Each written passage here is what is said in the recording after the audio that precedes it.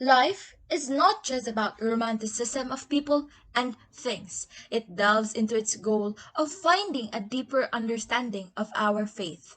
In the Catholic Bible, the book of Matthew, chapter 19, verse 12, states there that not everyone chose marriage. Particularly, we cannot unhear the voice of the Lord calling us to redirect our path to our vocation. We might not understand now when we are heading towards that aspect, but as we go on with our lives, we might have a better comprehension of why we were destined You to get be into the in that spirituality place. of the gospel, to his life and vision. So parang I said to myself, okay, friends, I have received a lot from the gospel. I have learned a lot, and I'll give back, especially to other young people also. Be given opportunities to study, be given opportunities to know about God.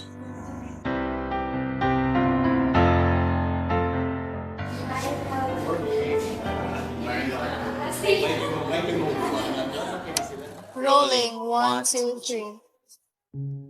So I would like to introduce myself. I am Father Vince Michael Sabal, SDB, Salesian of Don Bosco. I am currently assigned now in the Bosco Formation Center in Lawaan, Talisay City, Cebu. I am now 6 years as a priest and 14 years in my life as a Salesian of Don Bosco. In my family, I grew up in a religious family. My parents are very active sa simbahan. And since they're active, they go for church, they go for mass every now and then, especially on Sundays. I was also joining them. They are the ones who brought me to the church. That's how it all began. So muna siya. There are work opportunities, as like any of you who graduate from college, there are opportunities for work and all of that. That's one thing that I also considered there. But then it said no to that. The other one is an ordinary teenager who might not get sick. There was also a time na there was a thought of having kung siya na yun, what if kami na, then later on what will happen. Tapos bilang kamo na, so kung work, as a may mag-stay, all of these things. I also thought of that. But then that's also something that I said no to.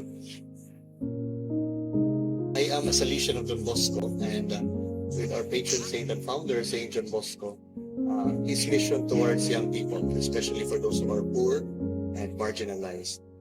His mission of evangelization and education of young people is also our charism of our congregation.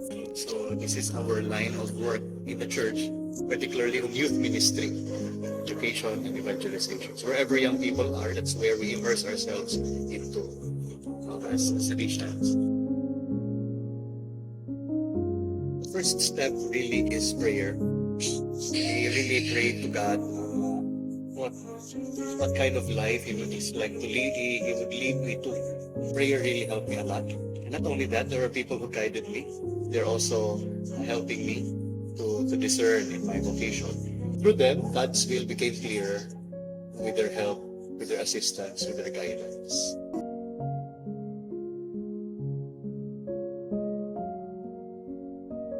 There are many challenges. Also, one is when you are new into the ministry, you're overwhelmed by the responsibilities. Taking care of oneself, because sometimes when you get lost in many responsibilities, you forget yourself. Another one is challenge also being with people, because sometimes when you're with people, sometimes there will be frictions, misunderstandings. Also, I mean, in the ministry also.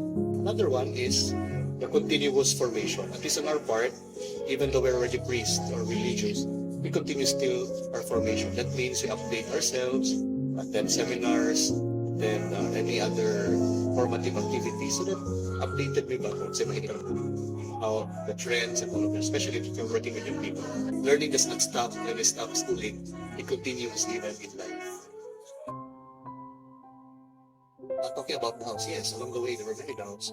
Because I said, what if God is really not calling me to this kind of life? Kasi ang sayo lang ko sa oras. It's worth it. Also, some doubts, like for example, will I really get through this? Makasuga ko to kwani? Because these doubts help me to really decide also. Because in the end naman, I will never be sure. One thing is for sure, the love of God. It's always there. Talking about I'm happy that I persevered. Yes, thanks be to God. I'm very happy in my life. I find my life now meaningful, full of purpose and meaning. Challenging, that's part of it. Because when you find meaning and purpose in the challenging situations, that's when you can say, This is a life that is worth living.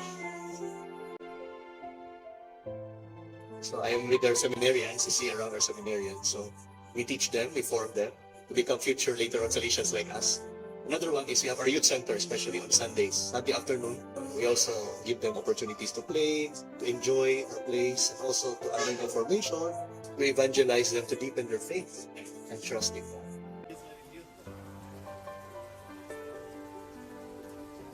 One is pray. First is pray. In your prayer as a young person, you can ask God, especially when you're at the crossroad of your life, ask God, Lord, what do you want me to do? Where do you want to lead my life? Where I can live a full, meaningful, happy life. Secondly is ask for guidance from people to help you in your discernment, in your decision making later on. Third is make yourself available for any service opportunities. Like make yourself active in the church, appeal sa mga groups or ministries in the church, or any charitable organization. Yeah, put yourself in the state of grace. You attend Mass on Sundays, you go for confession at least once a month, so that at least your conscience will be clear and be able to make good decisions. So if God is calling you, don't be afraid. Be open to His call.